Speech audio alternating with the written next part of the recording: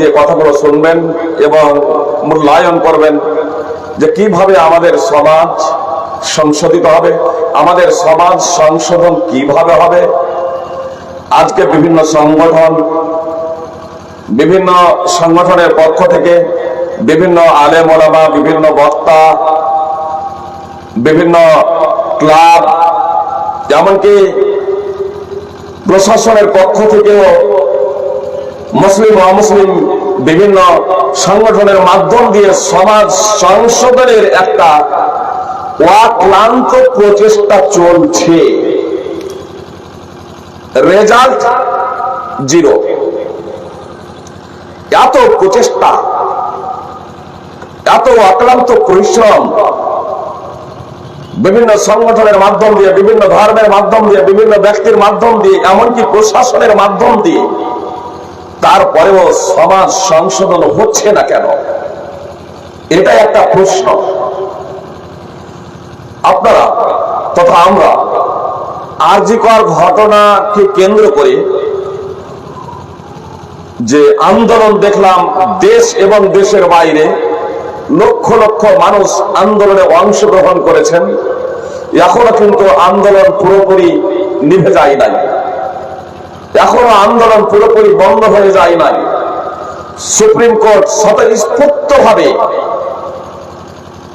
এ case গ্রহণ করেছেন, হাতে নিয়েছেন। 100 দিন অতিক্রান্ত হয়ে গেছে, এখন পর্যন্ত নেই এবং ইনসাফ প্রতিষ্ঠা করা সম্ভব হয় নাই।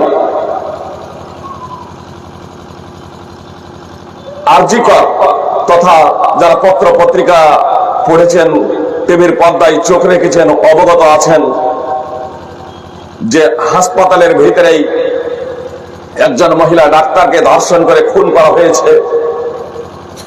তার নেই বিচারের জন্য, নারী নিরাপত্তার জন্য হাজারো আন্দোলন হয়েছে দেশে এবং দেশের বাইরে।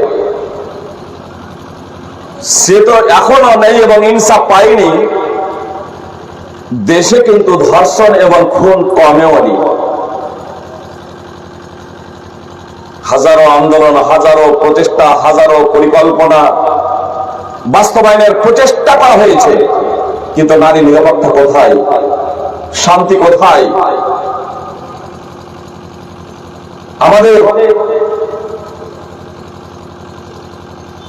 সভ্য মানুষ কোথায়?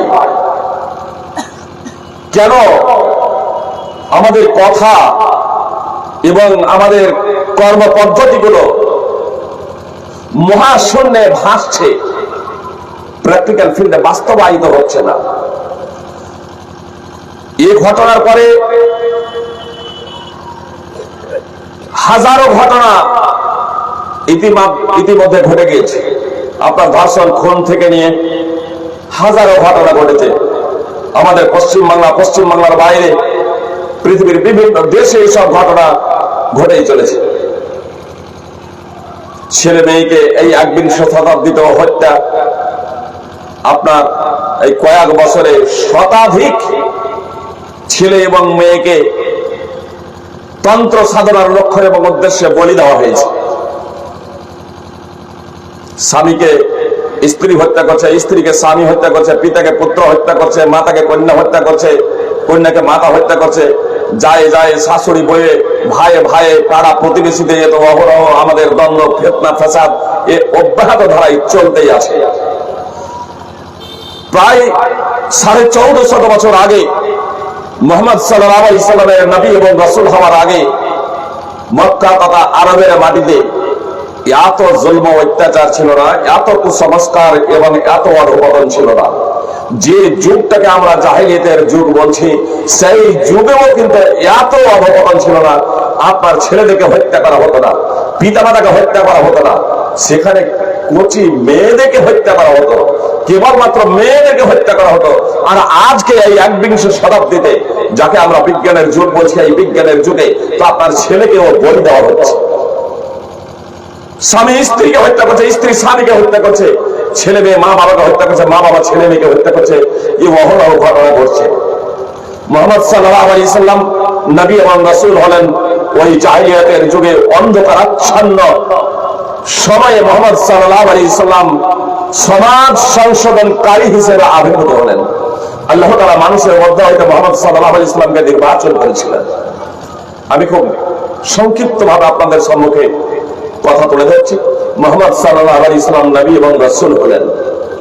এমন কোন শিক্ষা, এমন কোন প্রশিক্ষণ, এমন কোন তারবিয়াত, এমন কোন পদ্ধতি অবলম্বন করেছিলেন মুহাম্মদ সাল্লাল্লাহু আলাইহি সাল্লাম, যে সেই বর্বর জাতি, সেই কুসংস্কারে হাবুডুবু খাচ্ছিল যে জাতি নারী জাতিকে হত্যা করেছিল, সেই জাতির নিকটে মহিলা জাতি উন্নতির চরম শিখরে মর্যাদা সম্পন্ন অবস্থায় কখনো রাজকন্যা তো কখনো রাজ রানী তো কখনো রাজমাতা হিসেবে তারা সম্মান এবং মর্যাদা পেল।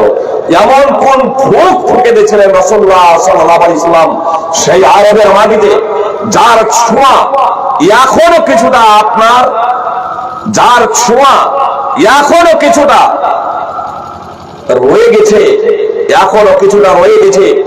বিশ্বের মানুষ তা দেখে আমরা মূল্যায়ন করে যদি বাস্তবিকই প্রকৃত অর্থেই যদি আমরা সমাজ সংশোধন চাই, আমরা যদি চাই আমার মা এবং বোনেদের নিরাপত্তা, আমরা যদি চাই ধর্ষণ খুন লুট সমাজ থেকে বিলুপ্তি হোক, আমরা যদি চাই ন্যায় এবং ইনসাফ সমাজে প্রতিষ্ঠিত হোক, আমরা যদি চাই মানুষ মানুষকে একে অপরকে স্নেহ এবং শ্রদ্ধা করতে শিখো, তাহলে মুহাম্মদ সাল্লাল্লাহু আলাইহি সাল্লামের ওই ফর্মুলা আমাদেরকে গ্রহণ করতে হবে। একটি উদাহরণ দিতে হলে আপনাদের বুঝতে সুবিধা হবে। এই 21 শতাব্দীতেও আপনার মসজিদে নববী তথা মসজিদে হারামে প্রায় দৈনিক 8-10 লক্ষ মানুষ নামাজ পড়েন, 5 ওয়াক্তের নামাজ পড়েন।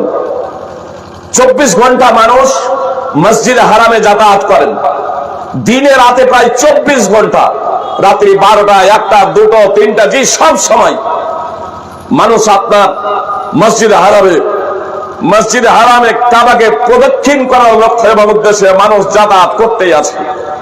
আপনার রাত্রি 10টা বলুন, 11টা বলুন, 12টা বলুন, 1টা 2টা সব সময় আপনার অনবরত আপনার মসজিদে হারামকে প্রদক্ষিণ করেন, তাওয়াফ করেন। পুরুষ এবং মহিলা প্রায় 8-10 লক্ষ মানুষ মসজিদে হারামে প্রায় প্রতিদিন রাত যাতায়াত করছেন। সেখানে আপনি পাবেন না কোন নারীকে ধর্ষণ করা হয়, কোন নারীকে বলাৎকার করা হয়, কোন নারীকে অপহরণ করা হয়, কাউকে খুন করা হয়, এটা পাবেন না। এমনকি কোন নারীকে ছেড়ছাড় করা হয়, এটাও পাবেন না। এসব তো দূরের কথা, কোন নারীকে কটূক্তি পর্যন্ত করা হয় না। কেন? আমার এখানে জালসা শুনতে এসে মেয়ে কেউ অপহরণ করা হচ্ছে, যে আমার এখানে জালসা করতে এসে বা জালসায় উপস্থিত হয়ে অথবা মন্দিরে বা মণ্ডপের সম্মুখে আপনার নারীদেরকে বলাৎকার করা হচ্ছে, গায়ে কেরোসিন ঢেলে দিয়ে তাদেরকে হত্যা করা হচ্ছে, ধর্মীয় উপাসনালয় পর্যন্ত তারা সুরক্ষিত নয়। আপনারা দেখেছেন আসারাম বাপুয়া, রাম রহিম, গুরমিত সিং এর ঘটনা আপনারা অবগত আছেন। বাপ ছেলে মেয়েকে কিভাবে ধর্ষণ করছে। আপনার গুজরাটে একজন মা তার কচি মেয়েকে 57 বছরের একজন শিক্ষকের হাতে তুলে দিচ্ছে। প্রাথমিক বিদ্যালয়ের শিক্ষক, 57 বছরের সেই শিক্ষকের হাতে দাদা তুল্য, নানা তুল্য সেই শিক্ষকের হাতে মা তুলে দিচ্ছে আপনার পঠন পাঠনের জন্য, শিক্ষার জন্য। আর সেই 57 বছরের শিক্ষক সেই মেয়েটাকে ধর্ষণ করে আপনার হত্যা করছে। এই ধরনের ঘটনা তো আমাদের ভারতে অহরহ ঘটছে। আপনার সৌদি আরবের মাটিতে নেই কেন? সেখানে আপনার দিনে এবং রাত্রে যে কেউ যদি 50 মিটার দূর থেকে মসজিদে হারামে যাতায়াত করে, তো কেউ আপনার 500 মিটার, কেউ 1 কিলোমিটার, কেউ 2 কিলোমিটার, কেউ 3 কিলোমিটার দূর থেকেও আপনার দিনে রাতে 24 ঘন্টা প্রায় মানুষ যাতায়াত করে। বলবেন ফাইজি সাহেব আপনি 24 ঘন্টা বলছেন, রাত্রি 12টায় 1টাতেও কি যায়? যে রাত্রি 12টায় 1টাতেও যায়। আপনার বিমান মনে করেন নামলো জেদ্দায় রাত্রি 10টায়, জেদ্দায় বিমান নামলো। আপনার জেদ্দা থেকে আপনার মক্কা সাধারণত 1 ঘন্টার পর, কিন্তু বের হতে এটা ওটা চেক আপ সবকিছু এরকম করতে আপনার লেগে যাবে 2 ঘন্টা। গেল আপনার 12টা আপনার বেজে গেল। আপনার 12টা আপনি গিয়ে আপনার খাবার দাবার খাবেন, তারপরে ফ্রেশ হবেন, তারপর যখন মসজিদ হারাম পৌঁছাচ্ছেন তখন রাত্রি 1টা। জি, আমরা গত সেপ্টেম্বরে উমরায় যখন গিয়েছিলাম আমাদের টিম প্রায় পৌঁছালাম রাত্রি 12টায় মক্কায়। আমরা সিদ্ধান্ত নিলাম যে রাত্রি 12টা বেজে গিয়েছে, খাওয়া দাওয়ার পরে খুব বেশি বিশ্রাম হবে না, আবার ফজরে উঠতে হবে। তার থেকে ভালো খাওয়া দাওয়া সেরে নিয়ে ফ্রেশ হয়ে গিয়ে খাওয়া দাওয়া সেরে আমরা সোজা মসজিদে হারাম চলে যাব। তাওয়াফ কমপ্লিট করে নেওয়ার পরে ফজরের নামাজ পড়ে আমরা ঘুমাবো। তাই আমরা করলাম। আমাদের তাওয়াফ আপনার উমরাও কমপ্লিট হলো, তাওয়াফ সাই কমপ্লিট হয়ে গেল, আপনার ফজরের নামাজ পড়ে তারপরে তখন আমরা বিশ্রাম নিলাম। এইভাবে শুধু আমরা না, আপনার হাজার হাজার মানুষ রাত্রি 12টা 1টা 2টা আপনার হোটেল থেকে আপনার মসজিদে হারাম যায়। কোন জায়গাতে নারীদেরকে ছেড়ছাড় করা হয় না। আপনার মসজিদে নববীতে একই অবস্থা। সুপ্রিয় ভাই এবং বোন, আমি আপনাদের বলি, আপনার মুজদালিফা আপনার কুরবানির ঈদের আগের দিন, আপনার এক্ষুনি সেই তারিখটা বলা সম্ভব নয়। তাহলে এতটুকু বলি যে কুরবানির দিনের আগের রাত্রে যুলহিজ্জা মাসের যখন চাঁদ দেখা দেবে, 9 যুলহিজ্জা সূর্য অস্তমিত হওয়ার পরে মুজদালিফার মাঠে খোলা আকাশের নিচে একই ছাদের তলায় প্রায় 20 লক্ষ যুবক এবং যুবতী, পুরুষ এবং মহিলা রাত্রি যাপন করে বিশ্রাম করেন একই ছাদের নিচে। বলতে আপনার একটা ঘরের আমি কথা বলছি না, বলবেন যে কত বড় ঘর আছে যে 20 লক্ষ নরনারী যুবক এবং যুবতী আবার একই ছাদের নিচে তারা অবস্থান করে। একই ছাদের নিচে অবস্থান করে বলতে বুঝাই আপনাদের আমাদের মাথার উপরে যে ছাউনি আছে, আপনার মুজদালিফার মাঝে আপনার ছাউনি নেই, সেখানে আপনার ঘর নেই।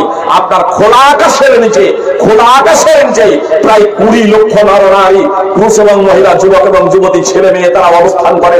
পৃথিবীর সুন্দর থেকে সুন্দরতম রমণী পর্যন্ত সেখানে অবস্থান করে। সুপ্রিয় ভাই এবং বোন, ধর্ষণ বলাৎকার তো দূরের কথা, ছেড়ছাড় পর্যন্ত হয় না, কটূক্তি পর্যন্ত হয় না। কেন? আমি আপনাদের বলেছি, মুহাম্মদ সাল্লাল্লাহু আলাইহি সাল্লাম প্রায় 1450 বছর আগে ওই আরবের মাটিতে, মক্কা এবং মদিনার মাটিতে সেই সমস্ত মানুষের মাঝে যে ফরক দিয়েছিলেন, যে প্রশিক্ষণ দিয়েছিলেন, কোরআন এবং সুন্নাহর যে তালিম, শিক্ষা এবং দীক্ষা দিয়েছিলেন, তার ছোঁয়া, তার আদর্শ, তার ছিটে ফোঁটা এখনো আছে, যার বিনিময়ে, যার বরকতে আলহামদুলিল্লাহ আজকে সেখানে আপনার জিনা বিচার হয় না, আপনার সেখানে নারী ধর্ষণ হয় না, বলাৎকার করা হয় না, তাদেরকে ছেড়ছাড় করা হয় না, তাদেরকে কটূক্তি করা হয় না। হোটেল থেকে একজন নারী একাই যদি যায়, একজন যুবতী একাই যদি যায়, আপনার পূর্ণ নিরাপত্তার সহিত সে যাতায়াত করে, কোনো সমস্যা হয় না। কিন্তু আজকে আমার এখানে আপনার হাসপাতালের ভিতরেই বলুন, আর স্কুল, আপনার মাঠে ঘাটে, আপনার সরকারি চাকরিজীবী বলুন আর সাধারণ মানুষ, নিজের সঙ্গীর কাছেও সে নিরাপদ না। এটা পত্র পত্রিকার মাধ্যমে আমরা অবগত আছি। সুপ্রিয় ভ্রাতৃবৃন্দ, আমি প্রশাসনের কর্মকর্তা তথা বিভিন্ন সংগঠনের যারা কর্মী এবং আলেম ওলামা যারা সমাজ সংশোধনের কাজ করছেন, তাদেরকে আমি বিনীত অনুরোধ করব, কয়েক মিনিট কথা একটু মনোযোগ দিয়ে শুনুন, কয়েক মিনিট। সুপ্রিয় ভ্রাতৃবৃন্দ, আমরা যে সমাজ সংশোধন করতে চাই, আসলে বিভিন্ন ব্যক্তিকে নিয়ে সমাজ গড়ে ওঠে, একাধিক ব্যক্তিকে নিয়ে পরিবার হয়, আর বিভিন্ন পরিবার নিয়ে আবার সমাজ গড়ে ওঠে। এক কথায় বিভিন্ন মানুষের একত্রে বসবাস। মানুষ মাত্রই সামাজিক জীব, মানুষের স্বভাব ধর্মই হলো সংঘবদ্ধ হয়ে বসবাস করা। এখন এই সংঘবদ্ধ জীব মানুষ, আমরা মানুষ হিসেবে আমাদের করণীয় কি? প্রথমত আমাদের মাঝে এই উঁচ নিচ, ভেদাভেদ, জাতি প্রথা, এই সবগুলোকে ভেঙে চুরমার করে দিতে হবে। অন্যথায় আমাদের মাঝে হিংসা এবং বিদ্বেষ এগুলো হতেই থাকবে। 21 শতাব্দীতে একটি বেঞ্চে বসার কারণে উঁচ নিচ, জাত প্রথায় বর্ণ বৈষম্য আজকেও বিরাজমান। যে কারণে আপনার একজন উচ্চ শ্রেণীর মানুষের কাছে নিম্ন শ্রেণীর মানুষ, যেটা মানুষের তৈরি জাতপাত প্রথা, এই প্রথার কারণে একজন উচ্চ শ্রেণীর মানুষ যে নিজেকে উচ্চ শ্রেণীর ভাবে নিম্ন শ্রেণীর মানুষের নাকে ঘুষি মেরে রক্তপাত করেছে। আপনার সাদা কালোকে কেন্দ্র করে ঝগড়া বিবাদ এসব অব্যাহত ধারায় চলছে। এক টিউবওয়েলের পানি, এক কুয়ার পানি পান করাকে কেন্দ্র করে ঝগড়া বিবাদ চলছে। এটা হলো মানুষের তৈরি কৃত বিধান। এই বিধানকে নস্যাৎ করার জন্য, আল্লাহ এই রীতি, এই কুপ্রথাকে নস্যাৎ করার জন্য আল্লাহ তাআলা সাম্যবাদের কথা উল্লেখ করেছেন। আল্লাহ তাআলা বলেছেন, ইয়া আইয়ুহান নাস ইন্না খলাকনাকুম মিন যাকারিন ওয়া উনসা ওয়া জাআলনাকুম শুউবান ওয়া কাবাইলা লিতাআরাফু ইন্না আকরামাকুম ইনদাল্লাহি আতকাকুম। সূরা হুজুরাত 49 নম্বর সূরা 13 নম্বর আয়াতের অংশ বিশেষ। আল্লাহ তাআলা বলেন, হে মানব জাতি, সমস্ত মানুষকে আল্লাহ তাআলা বলেন, হে মানব জাতি, যারা নিজেদেরকে মানুষ বলে পরিচয় দেয়, সেই সমস্ত মানুষদেরকে সম্বোধন করছেন। কে কোন ঘরে জন্মগ্রহণ করেছে, কার কি পরিচয়, এটা বড় ফ্যাক্টর নয়। আল্লাহ সমগ্র মানব জাতিকে সম্বোধন করে বলছেন, ইয়া আইয়ুহান নাস, হে মানব জাতি, ইন্না খলাকনাকুম মিন যাকারিন ওয়া উনসা, নিশ্চয় আমি তোমাদের সকলের সৃষ্টি করেছি একজন নর ও একজন নারী থেকে, একজন পুরুষ এবং একজন মহিলা থেকে। ওয়া জাআলনাকুম শুউবান ওয়া কাবাইলা লিতাআরাফু, এবং আমি তোমাদেরকে বিভিন্ন জাতি এবং গোত্রে বিভক্ত করেছি আপসে পরিচিতি লাভের জন্য। বিভিন্ন গোত্র এবং বিভিন্ন জাতির যে বিভক্তিকরণ, এটা একে অপরের থেকে শ্রেষ্ঠত্বের জন্য নয়, এটা মর্যাদার জন্য নয়। আল্লাহ তাআলা বলছেন যে এটা আপসে পরিচিতি লাভের জন্য। ইন্না আকরামাকুম ইনদাল্লাহি আতকাকুম, নিশ্চয় তোমাদের মধ্যে সর্বোৎকৃষ্ট ব্যক্তি হচ্ছে সেই ব্যক্তি যে যত বেশি সংযমশীল, যে যত বেশি এক অদ্বিতীয় বিশ্ববিধাতার বিধিনিষেধ মেনে চলে, সে তত বেশি আল্লাহ তাআলার নিকটে, স্রষ্টার নিকটে সম্মানিত। তাহলে জন্মসূত্রে একে অপরের থেকে শ্রেষ্ঠতর নয়, বরং কর্মের মাধ্যম দিয়ে একে অপরের থেকে শ্রেষ্ঠতর। যে যত বেশি এক অদ্বিতীয় বিশ্ববিধাতার বিধানকে মেনে চলবে, সে তত বেশি স্রষ্টার নিকটে, আল্লাহ তাআলার নিকটে সম্মানিত এবং মর্যাদা সম্পন্ন ব্যক্তি। মুহাম্মদ সাল্লাল্লাহু আলাইহি সাল্লাম বিদায় হজ্জে আইয়ামে তাশরিকের মাঝে তথা 12ই যুলহিজ্জা মিনার মাঠে বক্তব্য প্রদান করতে বলেছিলেন, হে মানব জাতি, জেনে রাখো তোমাদের পিতা তোমাদের প্রতিপালক একজন। জেনে রাখো তোমাদের পিতা একজন।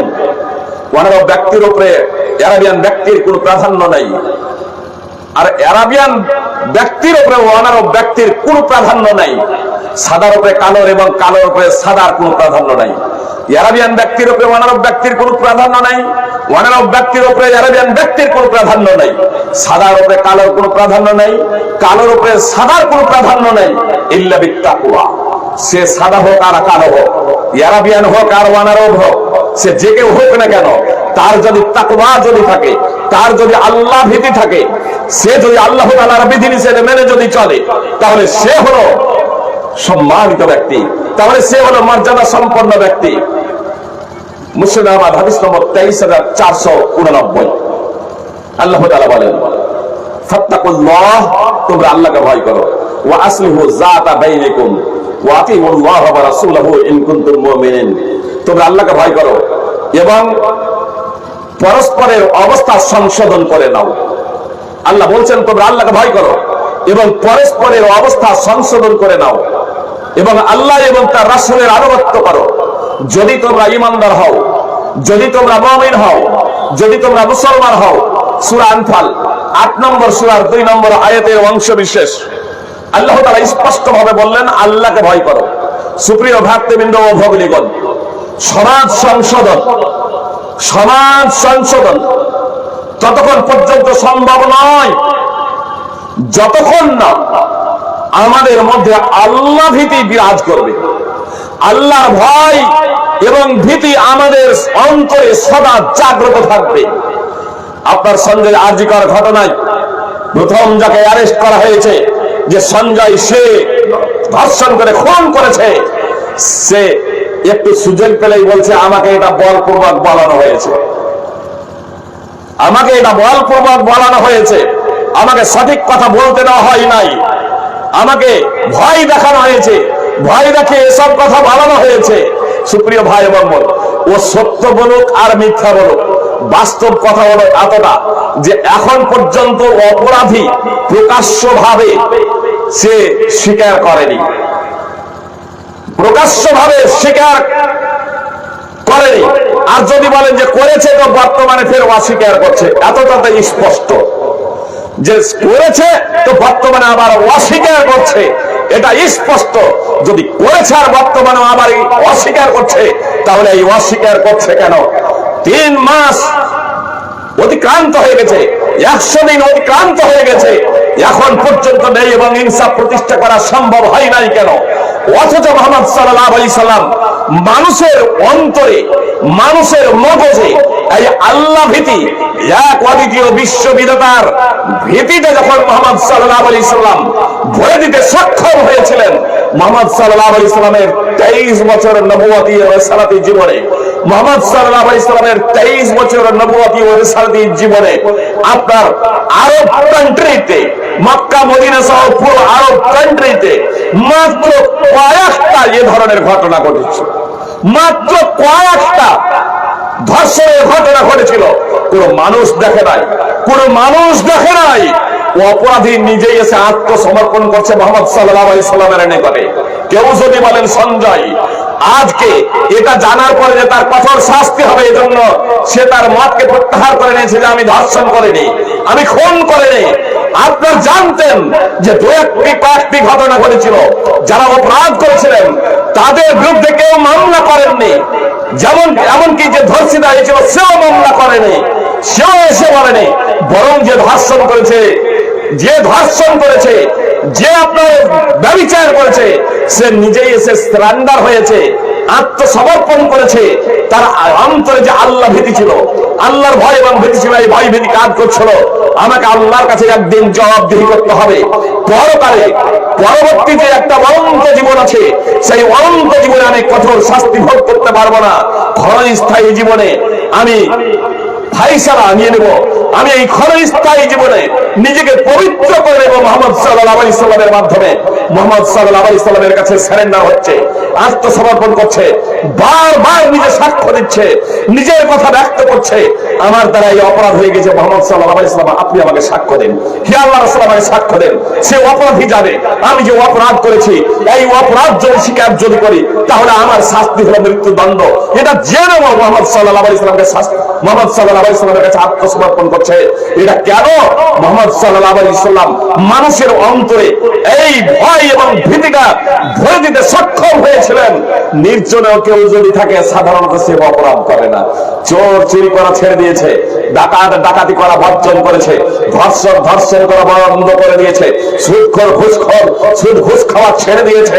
সমাজ পুরো পবিত্র, একেবারে পবিত্রময় সমাজ, সামাজিক অবস্থা পুরো চিত্র পরিবর্তন হয়ে গেছিল। সুপ্রিয় ভাই বোন, এক অপরকে কষ্ট দেওয়া তো দূরের কথা, এক অপরকে প্রতারণা ধোঁকা দেওয়া তো দূরের কথা, আপনার যে কয়েকটা ঘটনা ঘটেছিল, এই ঘটনাও এরা কালেমায়ে শাহাদাত করেছে, যে করছে একজন মুসলমান এমনটি না সাধারণ ভাবে, আসলে চোর মুসলমান হয়ে গিয়েছে, চোর মুসলমান হয়ে গিয়েছে, অপরাধী মুসলমান হয়ে গিয়েছে। কেউ মুসলমান হয়ে যাওয়ার পরে এই কালেমায়ে শাহাদাত বিপ্লবী বাক্য আশহাদু আল্লা ইলাহা ইল্লাল্লাহ ওয়া আশহাদু আন্না মুহাম্মাদান আবদুহু ওয়া রাসূলুহু পাঠ করেছে। সম্পূর্ণরূপে 180 ডিগ্রি ঘুরে গিয়ে কালেমায়ে শাহাদাতের আগে সে চুরি করত, ডাকাতি করত, সে অন্যায় বিচার করত, সুদ খেত, ঘুষ খেত, কিন্তু কালেমায়ে শাহাদাত যখন পড়ে নিয়েছে সে তখন বিধান মানে আল্লাহ, একমাত্র ইবাদত করে আল্লাহর, আর পদ্ধতি মুহাম্মদ সাল্লাল্লাহু আলাইহি সাল্লামের। আর চুরি নয়, আর ডাকাতি নয়, আর সুদ নয়, আর ঘুষ নয়, অন্যায় অবিচার নয়, মানসিক দুঃখ কষ্ট নয়, আর্থিক কেলেঙ্কারি নয়। নিজেকে একবারে সম্পূর্ণরূপে পবিত্র জীবন গড়ার জন্য সার্বিকভাবে তারা তৈরি করতেন। সুপ্রিয় ভাই বোন, একটা উদাহরণ দিই তাহলে বুঝতে পারবেন। আবু হুরায়রা রাদিয়াল্লাহু তাআলা আনহু বর্ণনাকারী, ইন্না ফুলানা ইউসাল্লি বিল-লাইল, আবু হুরায়রা রাদিয়াল্লাহু তাআলা আনহু বলছেন যে একজন ব্যক্তি এসে আল্লাহ রাসূল সাল্লাল্লাহু আলাইহি সাল্লামকে বলল, নিশ্চয়ই অমুক ব্যক্তি রাত্রে নামাজ পড়ে, ইদা আসবাহা সারাকা, ইদা আসবাহা সারাকা, আর যখন একটু ফর্সা হয় তখন চুরি করতে বের হয়ে যায়। রাত্রে নামাজ পড়ে আর একটু যখন ফর্সা হয় তখন চুরি করতে বের হয়ে যায়। তো মুহাম্মদ সাল্লাল্লাহু আলাইহি সাল্লাম বললেন, ইন্নাহু সায়ানহাহু মা তাকুল, তুমি যা বলছো তাকে তা থেকে বিরত রাখবে। অর্থাৎ তুমি যে বলছো যে ও নামাজ পড়ে, তো তার নামাজ তাকে বলবে তোর দ্বারা চুরি করা দশাতে ঘটেছিল। তাই আসলে চোর মুসলমান হয়েছে, মুসলমান চুরি করছে এমনটি না, চোর মুসলমান হয়ে গেছে, যার পেশা ছিল চুরি করা। এখন প্রথমেই কেউ 180 ডিগ্রি করে গিয়েছে, চুরি করা প্রথম থেকে একেবারে বন্ধ, বিন্দু মাত্র আর চুরি করে না। কিন্তু কেউ ইসলাম কবুলের পরেও 180 ডিগ্রি না ধরে সে একটু পরিবর্তন হয়েছে, তখন এর দ্বারা এবার চুরি করাটা স্বাভাবিক। তো মুহাম্মদ সাল্লাল্লাহু আলাইহি সাল্লাম বলছেন যে সে যেহেতু নামাজ পড়ছে, ওর নামাজ ওকে বলবে তোর দ্বারা চুরি করা যাবে না। মুহাম্মদ সাল্লাল্লাহু আলাইহি সাল্লামের জীবদ্দশাতে ঘটেছিল তাই। সুতরাং মুহাম্মদ সাল্লাল্লাহু আলাইহি সাল্লামের জীবদ্দশাতে দেখুন মদে যারা হাবুডুবু খেত, আজকে আমাদের সমাজ মদ, জুয়া, লটারি ইত্যাদিতে একেবারে হাবুডুবু খাচ্ছে, অনেক মানুষ মদের জন্য মারা যাচ্ছে। সুপ্রিয় ভ্রাতৃবৃন্দ, এই সমাজ সংশোধিত হবে কিভাবে? যেখানে মদের লাইসেন্স দেয়, মদ উৎপাদনকারীকে পুরস্কৃত করা হয়, আপনার মদ যারা সাপ্লাই দেয় তাদেরকে লাইসেন্স দেওয়া হয়, আর মদ খেয়ে যারা মারা যায় তাদের ফ্যামিলিকে আবার পুরস্কৃত করা হয়, তাদের ফ্যামিলিকে আবার আপনার অর্থ প্রদান করা হয়। সুপ্রিয় ভাই এবং বোন, তাহলে মদ বন্ধ হবে কি করে? সুপ্রিয় ভ্রাতৃবৃন্দ, মুহাম্মদ সাল্লাল্লাহু আলাইহি সাল্লামের জীবদ্দশাতে দেখুন যে জিনিসটা হারাম তার উৎপাদন হারাম, তার বিক্রয় হারাম, তা পানাহার করাও হারাম। সুপ্রিয় ভ্রাতৃবৃন্দ, যে আরবের মানুষেরা মদে হাবুডুবু খাচ্ছিল, আনাস রাদিয়াল্লাহু তাআলা আনহু বলছেন যখন মদ হারাম হয়ে গেল তখন আমি আবু তালহা রাদিয়াল্লাহু তাআলা আনহুর বাড়িতে লোকেদেরকে মদ পান করাচ্ছিলাম, মদ সেবন করাচ্ছিলাম। যখন আল্লাহ রাসূল সাল্লাল্লাহু আলাইহি সাল্লামের পক্ষ থেকে একজন ঘোষক যখন ঘোষণা দিতে শুরু করলেন, আলা আলা ইন্নাল খামরা কাদ হুররিমাত, জেনে রাখো নিশ্চয়ই মদ হারাম করে দেওয়া হয়েছে। যখন এই কথা ঘোষণা দিতে শুরু করলেন একজন ঘোষক রাসূল সাল্লাল্লাহু আলাইহি সাল্লামের পক্ষ থেকে, তখন আবু তালহা আনাসকে বলছেন, ওখরুজ, বেরিয়ে দেখো তো এই ঘোষণাটা কিসের। আনাস রাদিয়াল্লাহু তাআলা আনহু বাইরে বের হয়ে দেখলেন, ঘোষণা শুনলেন। ঘোষণা শোনার পরে আবু তালহাকে বলছেন যে আল্লাহ রাসূল সাল্লাল্লাহু আলাইহি সাল্লামের পক্ষ থেকে একজন ঘোষণাকারী ঘোষণা দিচ্ছেন, জেনে রাখো মদ হারাম করে দেওয়া হয়েছে। তখন আবু তালহা যারা মদ খাচ্ছিলেন ওই মুহূর্তে, আবু তালহা বলছেন, আনাস বের হও, ফারিকহা, এবং এই মদগুলো ঢেলে ফেলে দাও। ফাজারাত ফি সিকাকিল মদিনা, মদিনার অলিতে গলিতে, মদিনার রাস্তায় রাস্তায় সেদিন মদের স্রোত প্রবাহিত হয়ে গিয়েছিল। সহিহ বুখারী হাদিস নম্বর 4620। সুপ্রিয় ভ্রাতৃবৃন্দ, শুধু একটা আওয়াজ, একটা আওয়াজ, একটা বাক্য কানে এসে পৌঁছাচ্ছে, দ্বিতীয়বার সেটাকে যাচাই বাছাই করারও তারা প্রয়োজন মনে করেনি। আপনার আওয়াজ এসে পৌঁছেছে, মদ হারাম করে দেওয়া হয়েছে, মদ নিষিদ্ধ করে দেওয়া হয়েছে। এ বাক্য শোনা মাত্রই সুপ্রিয় ভাই এবং বোন, আপনার সাহাবায়ে কেরাম আপনার মদকে এমন ভাবে ঢেলে ফেলে দিলেন, এমন ভাবে ঢেলে ফেলে দিলেন যে মদিনার অলিতে গলিতে আপনার মদের স্রোত প্রবাহিত হয়ে গিয়েছিল। বুঝতে পারছেন এ থেকে যে মদিনার মানুষ মদ পানে কত আসক্ত ছিল। এই আসক্তি মদ পানে তাদেরকে মদ পান ছাড়াতে বেশি সবাই লাগেনি। সুপ্রিয় ভ্রাতৃবৃন্দ, এটা কিভাবে হয়েছিল, কেমন হয়েছে? সুপ্রিয় ভাই এবং বোন, মুহাম্মদ সাল্লাল্লাহু আলাইহি সাল্লামের পক্ষ থেকে মাত্র একটি ঘোষণা, আর আজকে আমাদের পক্ষ থেকে নানা ধরনের পদক্ষেপ গ্রহণ করা হচ্ছে, কিন্তু এই পদক্ষেপ সমস্ত মহাশূন্যে ভাসছে। এটা কেন হচ্ছে জানেন?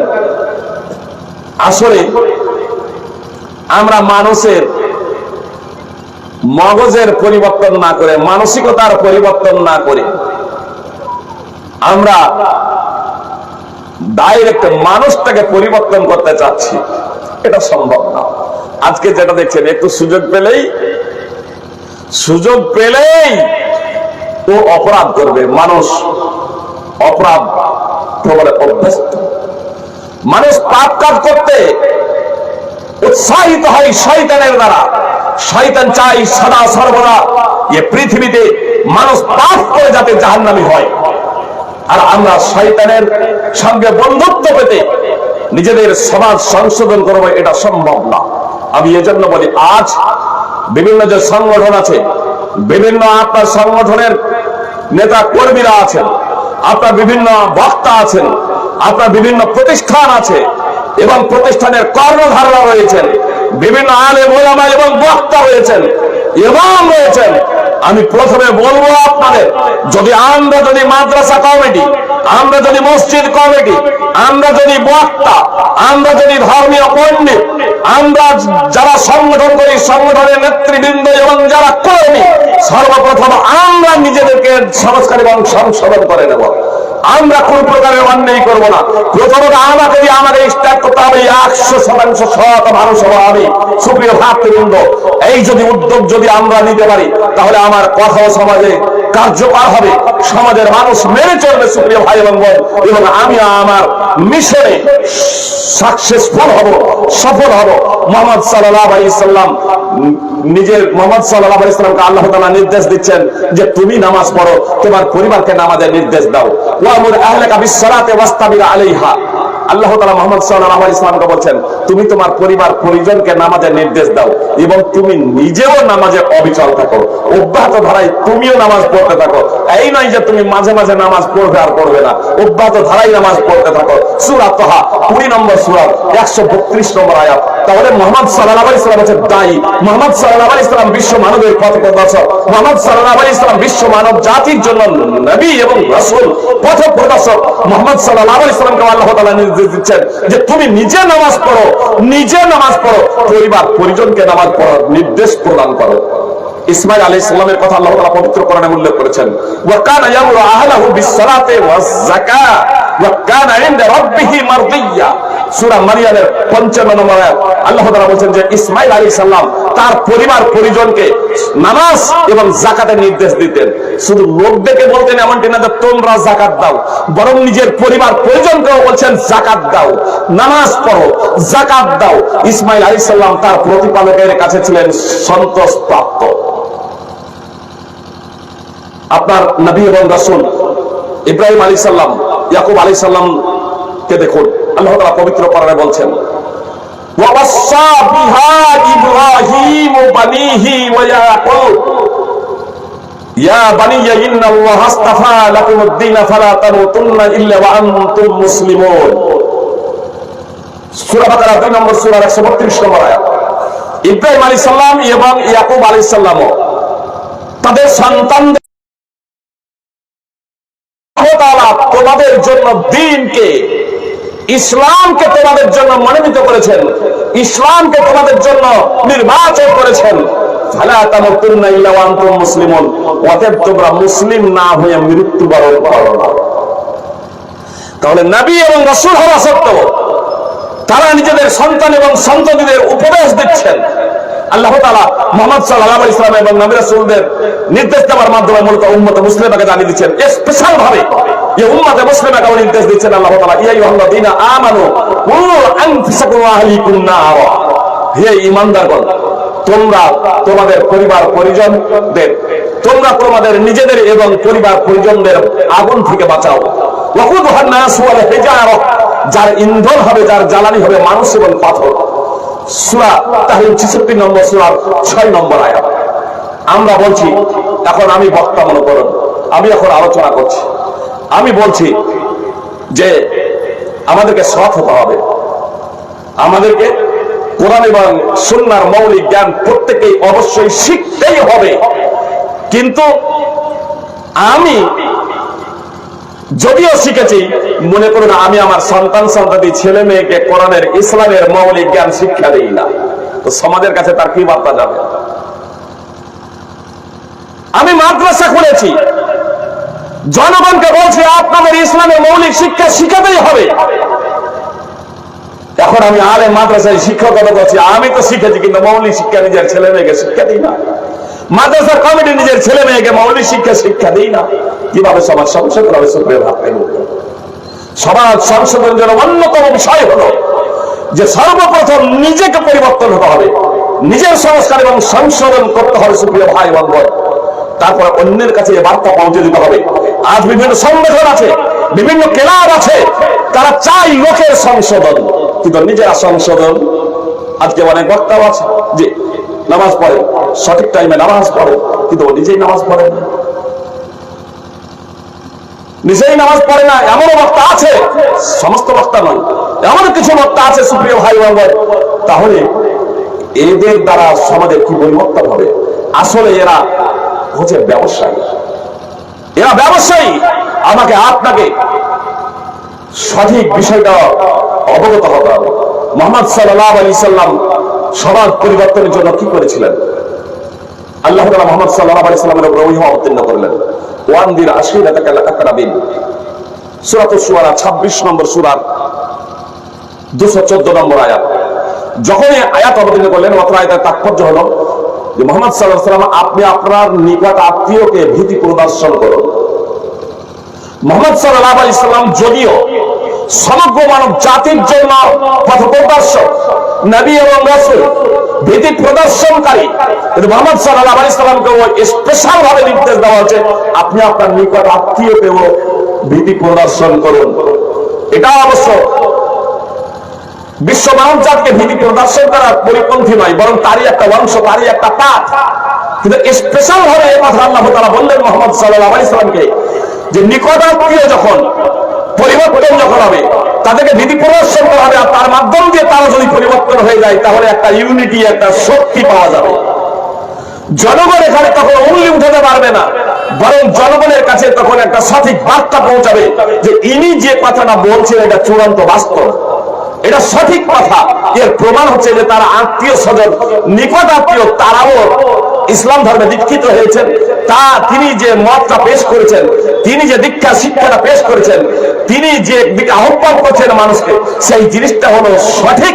এজন্য মানুষ তখন এগিয়ে আসবে। সুতরাং আপনারা দেখবেন মুহাম্মদ সাল্লাল্লাহু আলাইহি ওয়াসাল্লাম যখন ইসলামের প্রচার পাবলিসিটি করলেন, কিছু আত্মীয় স্বজন যদিও বিরুদ্ধাচরণ করেছিল, বরং বলা যেতে পারে সিংহভাগ মক্কার কুরাইশ মুহাম্মদ সাল্লাল্লাহু আলাইহি ওয়াসাল্লামের বংশাবলী, তারা মুহাম্মদ সাল্লাল্লাহু আলাইহি ওয়াসাল্লামের বিরুদ্ধাচরণ করেছিল। মুহাম্মদ সাল্লাল্লাহু আলাইহি ওয়াসাল্লামকে মক্কা ত্যাগ করতেও বাধ্য করেছিল। মুহাম্মদ সাল্লাল্লাহু আলাইহি ওয়াসাল্লাম মদিনায় গেলেন, কুরাইশদের মধ্যে কিছু মানুষ ইসলাম কবুল করলো, মদিনার কিছু মানুষ ইসলাম কবুল করলো। 8ম হিজরিতে আপনার যখন মক্কার সমগ্র কুরাইশ জাতি, মক্কাবাসীগণ যখন ইসলাম কবুল করেছিল, মাত্র কয়েকজন ছাড়া, 2-3 ছাড়া, 3 ছাড়া সবাই যখন ইসলাম কবুল করেছিল, সুপ্রিয় ভাতৃবৃন্দ, মাত্র 3 ছাড়া সবাই ওই সময় যারা বেঁচে ছিল মক্কাতে, আপনার কুরাইশ বংশের যত মানুষ ছিল ওই সময় যারা জীবিত ছিল, আপনার হুনায়ন মক্কা বিজয়ের দিন 8ম হিজরিতে আপনার সেই দিন সবাই কালেমায়ে শাহাদাত পাঠ করে মুসলমান হয়ে গেছিলেন। সুপ্রিয় ভাই এবং বোন, আর তারপরে মানুষ একেবারে দলে দলে ইসলাম ধর্মে দীক্ষিত হতে শুরু করলো, মানুষ দলে দলে কালেমায়ে শাহাদাত পাঠ করতে শুরু করেছিল। আল্লাহ তাআলা সেই প্রেক্ষাপটে আয়াত সূরা অবতীর্ণ করেছেন, সূরা নাসর, ইয়াদখুলুনা ফি দীনিল্লাহি আফওয়াজা। মানুষ দলে দলে ইসলামে প্রবেশ করে, মানুষ দলে দলে ইসলামে প্রবেশ করে। এটা কখন হলো? যখন মক্কা বিজয়ে মক্কার মানুষেরা, যখন কুরাইশরা, মুহাম্মদ সাল্লাল্লাহু আলাইহি ওয়াসাল্লামের আত্মীয় স্বজনেরা কালেমায়ে শাহাদাত পড়ে যখন মুসলমান হয়ে গেল, তখন অন্যান্য আপনার জায়গার লোকেরা, দূর দূরান্তের লোকেরা যখন অবগত হলো যে কুরাইশ বংশের সকলে, মক্কার সমস্ত মানুষ কালেমায়ে শাহাদাত পড়ে মুসলমান হয়ে গেছে, তখন মুহাম্মদ সাল্লাল্লাহু আলাইহি ওয়াসাল্লাম যে ধর্মটা পেশ করেছিলেন, সেই ধর্মটা মানুষ খুব সহজে দ্রুত গতিতে তারা কালেমায়ে শাহাদাত পড়ে আপনার ইসলাম ধর্মে দীক্ষিত হতে শুরু করেছিলেন। আজকে আমাদের মুসলিমদের কারণে কিছু মানুষ ইসলাম থেকে দূরে সরে আছে। সুপ্রিয় ভাতৃবৃন্দ, আপনার সৌদি আরবে এই বিগত কয়েক বছরে 3.5 লক্ষ মুসলমান কালেমা শাহাদাত পাঠ করে মুসলমান হয়েছেন। আপনার যারা চাকরি করতে গিয়েছেন, চাকরি করছেন, বিভিন্ন ব্যবসার জন্য গিয়েছেন, আপনার ইংল্যান্ডে থেকেও, আমেরিকাতে থেকেও, জাপানে থেকেও, ফ্রান্সে থেকেও আপনার মানুষ কালেমায়ে শাহাদাত পাঠ করে বর্তমানে মুসলমান হচ্ছেন। আপনার এই 2024 এই রমাদানের আগে হার্ভার্ড বিশ্ববিদ্যালয়ের বিজ্ঞানী হেনরি ক্লাসেন, স্টিম সেল ওষুধের উদ্ভাবক হেনরি ক্লাসেন, মার্কিন বিজ্ঞানী, আপনার হার্ভার্ড বিশ্ববিদ্যালয়ের বিজ্ঞানী ডক্টর হেনরি ক্লাসেন, তিনি কালেমায়ে শাহাদাত পাঠ করে মুসলমান হয়ে পূর্ণ গত রমাদানে আপনার পূর্ণ 1 মাস রোজা রেখেছেন। এভাবে আপনার জাপানের বিজ্ঞানী আতোশি কামারা আকুরা, তিনি কয়েক বছর হলো কালেমায়ে শাহাদাত পাঠ করে মুসলমান হয়েছেন। আপনার ইংল্যান্ডের কোটিপতি আপনার মাইকেল আলফ্রি বেস্ট আপনার 2 বছর হলো তিনিও কালেমায়ে শাহাদাত পাঠ করে মুসলমান হয়েছেন। এইভাবে মানুষ আজ ইসলাম ধর্মে দীক্ষিত হয়েছে। ইসলামের বাস্তবতার কারণে সুপ্রিয় ভাই এবং বোন, দুর্ভাগা এবং হতভাগা জাতি হচ্ছে এই মুসলিম জাতি। এই মুসলিম জাতি আজকে আমরা ইসলামকে বুঝতে পারলাম না, নিজেরা নিজেদের সংস্কার এবং সংশোধন করলাম না। সুপ্রিয় ভাই এবং বোন, কথা আমি এই গভীর রাত্রে দীর্ঘায়িত করছি না, আমি শুধু আপনাদের কাছে মাত্র কয়েক মিনিট বলছি, কথায় একটু মনোযোগ দিয়ে শুনবেন। আবু দারদা রাদিয়াল্লাহু তাআলা আনহু বর্ণনাকারী, সমাজ সংস্কারের জন্য এই বিষয়গুলো খুবই গুরুত্বপূর্ণ। আবু দারদা রাদিয়াল্লাহু তাআলা আনহু বর্ণনাকারী, রাসূলুল্লাহ সাল্লাল্লাহু আলাইহি ওয়াসাল্লাম বলেছেন, আলা উখবিরুকুম বিআফদালা মিন দারাজাতি সিয়ামে ওয়াস সালাতে ওয়াস সাদাকা, আমি কি তোমাদের এমন বিষয়ে সংবাদ দেব না যা নামাজ, রোজা, সাদকা, যাকাত থেকে অতীব উত্তম? নামাজ, রোজা, যাকাত, দান, খয়রাত থেকে অতীব উত্তম। বলো বালা ইয়া রাসূলুল্লাহ। সাহাবায়ে কেরাম বলছেন, হে আল্লাহর রাসূল বলুন। তখন মুহাম্মদ সাল্লাল্লাহু আলাইহি ওয়াসাল্লাম বললেন, ইসলাহু যাতিল বাইন, পরস্পরে ফাইসালা মীমাংসা করা, সংশোধন করা। দুইজন ব্যক্তির মাঝে, স্বামী স্ত্রীর মাঝে, দুইজন ব্যক্তির মাঝে, সমাজের মাঝে সংশোধন করানো হচ্ছে এত পুণ্যের কাজ, এত গুরুত্বপূর্ণ নেকির কাজ যে মুহাম্মদ সাল্লাল্লাহু আলাইহি সাল্লাম বলছেন নামাজ, রোজা, যাকাত থেকেও এটা হচ্ছে অতীব উত্তম। ইসলাহু যাতিল বাইন, সমাজ সংশোধন করাটা, মীমাংসা করাটা, সমাজে ন্যায় এবং ইনসাফ প্রতিষ্ঠা করা, এটা হচ্ছে নামাজ, রোজা, যাকাত থেকেও অতীব উত্তম। ও ফাসাদু যাতিল বাইনে আল হালিকা, আবু দাউদের হাদিস, মুসলিম আহমদ রয়েছে, ফাসাদু যাতিল বাইনে হিয়াল হালিকা মাদাত্তায়াক। মুহাম্মদ সাল্লাল্লাহু আলাইহি সাল্লাম বললেন যে আপোষে ঝগড়া বিবাদ করা, আপোষে সুসম্পর্ক নষ্ট করা, আপোষে সুসম্পর্ক নষ্ট করা, আপোষে ঝগড়া বিবাদ করা, এটা হলো ধর্মকে বিনাশ করার নামান্তর। এটা হলো ধর্মকে বিনাশ করার নামান্তর। সুনানে আবু দাউদ হাদিস নম্বর 4919, সুনানে তিরমিজিতে হাদিস রয়েছে হাদিস নম্বর 2509, সেখানে রয়েছে সালাহু যাতিল বাইন। নবী সাল্লাল্লাহু আলাইহি সাল্লাম বলেন যে নামাজ, রোজা, দান, খয়রাত থেকেও অতীব উত্তম হলো সালাহু যাতিল বাইন, পরস্পর সংশোধন করা। স্বামী স্ত্রীর মাঝে ঝামেলা আছে, তারা আপোষে যদি সংশোধন করে নিতে পারে, এটা নামাজ, রোজা থেকে অতীব উত্তম। দান, খয়রাত থেকে এটা অতীব উত্তম। যে বাপ বেটা, মাতা কন্যা, যায় যায়, শাশুড়ি, বয়ে, পাড়া প্রতিবেশীতে যে আপোষ ঝামেলা আছে, এই ঝামেলাগুলো যদি আমরা মিটিয়ে নিতে পারি, বলেন মিটাতে হবে। মুহাম্মদ সাল্লাল্লাহু আলাইহি সাল্লাম বলেছেন এগুলো নামাজ, রোজা, দান, খয়রাত থেকেও অতীব উত্তম। ও ফাসাদু যাতিল বাইনে হিয়াল হালিকা, তার কারণ হলো পরস্পর সুসম্পর্ক নষ্ট করার অর্থই হলো ধর্মকে বিনাশ করা, ধর্মকে নষ্ট করা। এজন্য মুহাম্মদ সাল্লাল্লাহু আলাইহি সাল্লাম বলেছেন, আবু শারীর রাদিয়াল্লাহু তাআলা আনহু বর্ণনা করেন, ওয়াল্লাহি লা ইউমিনু, ওয়াল্লাহি লা ইউমিনু, ওয়াল্লাহি লা ইউমিনু, আল্লাহর কসম, আল্লাহর কসম, আল্লাহর কসম, তিনবার করে বললেন আল্লাহর কসম খেয়ে, যে আল্লাহর কসম সে মুসলমান নয়, আল্লাহর কসম সে ইমানদার নয়। এই কথাটা তিনবার বললেন, অর্থাৎ আল্লাহর কসম সে মুসলমান নয়, আল্লাহর কসম সে মুসলমান নয়, আল্লাহর কসম সে মুসলমান নয়। জিজ্ঞেস করা হলো রাসূল সাল্লাল্লাহু আলাইহি সাল্লামকে যে কে মুসলমান নয়, কে ইমানদার নয়? তখন নবী সাল্লাল্লাহু আলাইহি সাল্লাম বললেন, আল্লাযী লা ইয়ামানু জারুহু বাওয়াতা, সেই মুসলমান নয়, সেই ইমানদার নয় যার কৃষ্টি কালচারে, যার জন্ম অত্যাচারে তার প্রতিবেশী নিরাপদ নয়। সহিহ বুখারী হাদিস নম্বর 6016।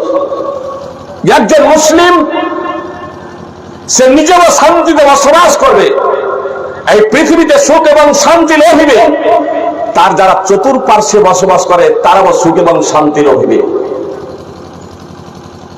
তার চতুর্পার্শ্বে যারা বসবাস করে। সুতরাং মুহাম্মদ সাল্লাল্লাহু আলাইহি সাল্লাম বলেছেন, আল মুসলিমু মান সালিমান নাসু মিন লিসানিহি ওয়া ইয়াদিহি, মুসলমান তো হলো সেই ব্যক্তি যার জবান এবং হাতের থেকে লোকেরা নিরাপদে থাকে। আপনি মুসলমান, আপনার কথা দ্বারা কেউ কষ্ট পাবে না, আপনার কথা দ্বারা কেউ দুঃখ পাবে না, আপনার আচার আচরণ ব্যবহারে কেউ দুঃখ পাবে না, এবং আপনার হাত দ্বারা কেউ দুঃখ এবং কষ্ট ভোগ করবে না। মুহাম্মদ সাল্লাল্লাহু আলাইহি সাল্লাম মুসলমানের সঙ্গেই দিয়েছেন, আল মুসলিমু মান সালিমান নাসু মিন লিসানিহি ওয়া ইয়াদিহি, মুসলমান তো হলো সেই ব্যক্তি যার জবান এবং তার হাত থেকে লোকেরা নিরাপদে থাকে। তাহলে আমাদের সমাজ সংশোধনের জন্য সর্বপ্রথম আমাদের নিজের সংস্কার এবং সংশোধন করতে হবে। সুতরাং বিদায়ী হজ্জে 10ম হিজরিতে রাসূল সাল্লাল্লাহু আলাইহি সাল্লাম মিনা মাঠে বক্তব্য প্রদান করতে গিয়ে বলেছেন, জাহেলিয়াতের সমস্ত কর্ম, জাহেলিয়াতের সমস্ত ব্যাপার জাহেলিয়াতের সমস্ত বিষয় তাহাতা কাদামাইয়া মাউজুন। মুহাম্মদ সাল্লাল্লাহু আলাইহি ওয়াসাল্লাম বলছেন, আলা আলা ওয়া কুল্লু শাইইন মিন আমরিল জাহিলিয়াতি তাহাতা কাদামাইয়া মাউজুন। সাবধান, জাহেলিয়াতের সকল বিষয়, জাহেলিয়াতের সকল অপসংস্কৃতি আমার উভয় পায়ের নিচে। তারপরে মুহাম্মদ সাল্লাল্লাহু আলাইহি ওয়াসাল্লাম বলেন, ওয়া দামাউল জাহিলিয়াতি মাউজুআ, জাহেলিয়াতের রক্তপণ বাতিল হলো। মুহাম্মদ সাল্লাল্লাহু আলাইহি ওয়াসাল্লাম এটা বাতিল করতে গিয়ে সর্বপ্রথম মুহাম্মদ সাল্লাল্লাহু আলাইহি ওয়াসাল্লাম বলেন, সর্বপ্রথম আমি আমার বংশের ইবনে রাবিয়া বিন হারিসের রক্তপণ বাতিল করছি। যে ইবনে রাবিয়া বানু সাদ গোত্রে শিশু অবস্থায় পোষ্য ছিল। হুযাইল গোত্রের লোকেরা তাকে হত্যা করেছিল।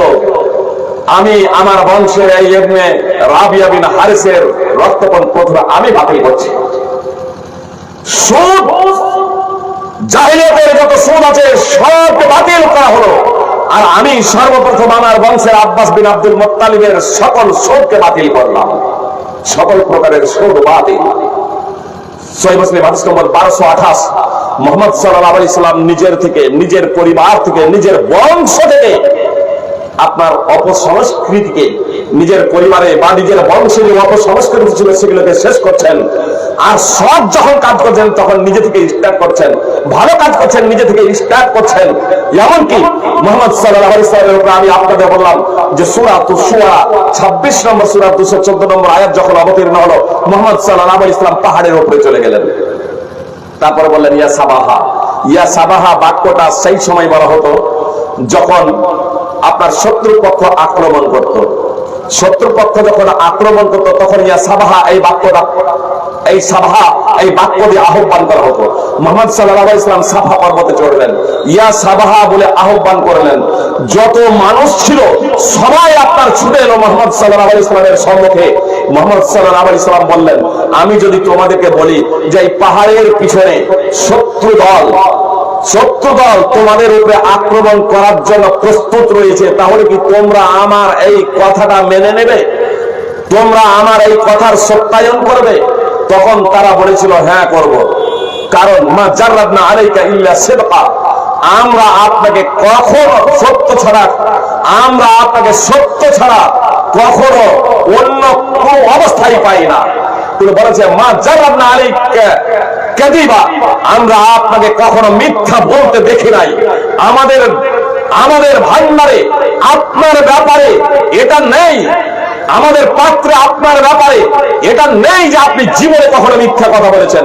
অতএব আপনি পাহাড়ের চূড়ায় আছেন, আপনি যেমন সামনে দেখছেন পিছনে দেখছেন, আমরা কিন্তু পাহাড়ের ওপাশে কি আছে দেখতে পাচ্ছি না। আপনি যদি বলেন পাহাড়ের ওই পাশে শত্রু সৈন্য আমাদেরকে আক্রমণ করার জন্য প্রস্তুত রয়েছে, তাহলে আমরা এটাকে মেনে নেব যে আপনি সত্য কথাই বলছেন। মুহাম্মদ সাল্লাল্লাহু আলাইহি ওয়াসাল্লাম বললেন, আমি তোমাদেরকে ভীতি প্রদর্শন করছি কঠোর শাস্তি থেকে। আবু লাহাব তখন বলেছিল, মা জামাতানা ইল্লা লিহাদা, এ কারণে কি আপনি আমাদেরকে একত্র করেছেন? তাব্বাল্লাহ মা জামাতানা ইল্লা লিহাদা, আপনার দুই হাত ধ্বংস হয়ে যাক, আপনি কি এজন্যই আমাদেরকে একত্রিত করেছেন? এই প্রেক্ষাপটে সূরা লাহাব অবতীর্ণ হয়। সূরা লাহাবের অপর নাম মাসাদ। এই সূরা লাহাব অবতীর্ণ হয়ে যায় সুপ্রিয় ভাই এবং বোন। মুহাম্মদ সাল্লাল্লাহু আলাইহি ওয়াসাল্লাম স্টার্ট করলেন তার আত্মীয় স্বজন দিয়ে। এই আয়াত যখন অবতীর্ণ হয়, আবু হুরায়রা রাদিয়াল্লাহু তাআলা আনহু বলছেন, কুরাইশ বংশের বিভিন্ন গোত্রের নাম নিয়ে মুহাম্মদ সাল্লাল্লাহু আলাইহি ওয়াসাল্লাম আহ্বান করেছিলেন। এমনকি আপন চাচা আব্বাস বিন আব্দুল মুত্তালিবের নাম নিয়ে আহ্বান করেছিলেন, হে আমার চাচা, নিজেকে আপনি বাঁচান জাহান্নামের আগুন থেকে, আল্লাহর নিকট আপনার জন্য আমি কিছুই করতে পারবো না। নিজের ফুফু সাফিয়া রাদিয়াল্লাহু তাআলা আনহাকে সম্বোধন করেছেন, বলেছিলেন, হে আমার ফুফু, আপনি নিজেকে জাহান্নামের আগুন থেকে বাঁচান, আল্লাহর কাছে আমি আপনার জন্য কিছুই করতে পারবো না যদি নিজেকে আপনি না বাঁচান। নিজের কলিজার টুকরা ফাতেমা রাদিয়াল্লাহু তাআলা আনহাকে বলছিলেন, ইয়া ফাতেমা বিনত মুহাম্মদ আনকিদি নাফসাকি মিনান নার, হে ফাতেমা মুহাম্মাদের কন্যা, নিজেকে জাহান্নামের আগুন থেকে বাঁচাও। লা উগনি আনকি মিনাল্লাহি শাইআ, আমি আল্লাহর নিকটে তোমার জন্য কিছুই করতে পারবো না যদি তুমি নিজে নিজের আকীদার সংস্কার সংশোধন না করো, নিজে যদি আমল না করে যাও, নিজে যদি জান্নাতে যাওয়ার জন্য কাজ না করে যাও, জাহান্নাম থেকে বাঁচার জন্য যদি নিজেকে যদি প্রস্তুত না করো, তাহলে আমি মুহাম্মদ সাল্লাল্লাহু আলাইহি ওয়াসাল্লাম নবী রাসূল হয়েও তোমাকে আল্লাহর নিকটে আমি তোমার জন্য কিছু করতে পারবো না। সহিহ বুখারী হাদিস নম্বর 4771, সহিহ মুসলিম হাদিস নম্বর 204 এবং 6। মুহাম্মদ সাল্লাল্লাহু আলাইহি ওয়াসাল্লাম আত্মীয় স্বজন থেকে সমগ্র মানব জাতিকে সমাজ সংস্কার এবং সংশোধনের জন্য কাজ করেছিলেন, যার বদৌলতে আপনার যে সমাজে নারী জাতিকে কুদৃষ্টিতে দেখা হতো, মেয়েদেরকে জীবন্ত পতিত করা হতো, সেই সমাজে নারীরা মর্যাদা পেল আপনার রাজকন্যা হিসেবে, রাজরানী হিসেবে, রাজমাতা হিসেবে। সুপ্রিয় ভাই এবং বোন, বৃদ্ধাশ্রম আজকেও নেই সেই বদৌলতে সৌদি আরবের মাটিতে। আর আবার ভারত এবং পাকিস্তান এবং বাংলাদেশ আছে মুসলমান, আছে মুসলমান, কিন্তু আপনার সেই ছোঁয়া, সেই আদর্শ, সেই সংশোধিত সমাজ, সেই সুন্দরতম সমাজ নেই। কেন? মুহাম্মদ সাল্লাল্লাহু আলাইহি ওয়াসাল্লাম যে শিক্ষা এবং দীক্ষা দিয়েছিলেন, সৌদি আরবের মানুষেরা সেটাকে গ্রহণ করেছিলেন এবং এখন করে আছেন। সাহাবায়ে কেরাম তাবেঈন, তাবা তাবেঈন করেছিলেন। আস্তে আস্তে মানুষ যত দূরত্ব অবলম্বন করেছে মুহাম্মদ সাল্লাল্লাহু আলাইহি ওয়াসাল্লামের ইন্তেকাল থেকে, যত দূরত্ব অবলম্বন করেছে, এক দ্বিতীয়ত কোরআন এবং সুন্নাহ সম্পর্কে যথার্থ জ্ঞান না রাখার কারণে এ মুসলিম জাতি আমরা জন্মগত শুধু মুসলমান হয়ে গেছি। কোরআন এবং সুন্নাহর আলোকে যেহেতু আমরা মুসলিম হই নাই, কোরআন এবং সুন্নাহ জেনে যেহেতু আমরা সেই অনুযায়ী চলার অঙ্গীকার বদ্ধ হই নাই, এজন্য আজ মুসলিম সমাজ কুসংস্কারে জর্জরিত।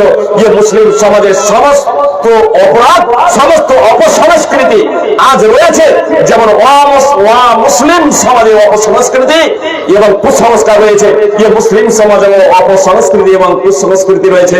সুপ্রিয় ভাই এবং বোন, আমি আপনাদের এই কথাই বলবো, যদি আমাদের সমাজ যদি সংশোধন যদি করতে হয়, তাহলে আমাদের প্রথম নম্বরে পথকে সঠিক রাখতে হবে। শুধু সমাজ সংশোধনের পথে নামলেই হবে না।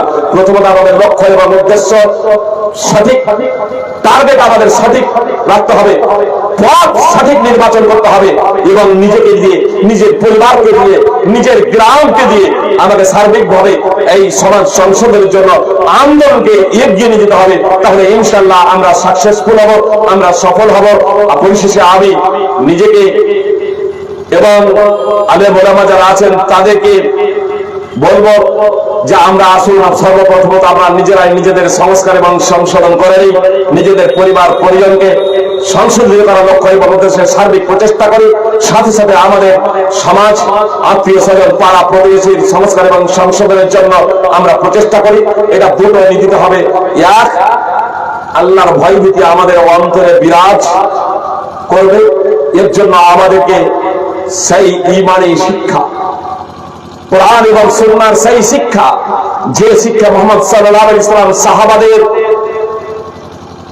হৃদয়ে ফুঁকে দিয়েছিলেন, সেই শিক্ষাটা এখনো আছে পবিত্র কোরআন এবং সুন্নাহয়।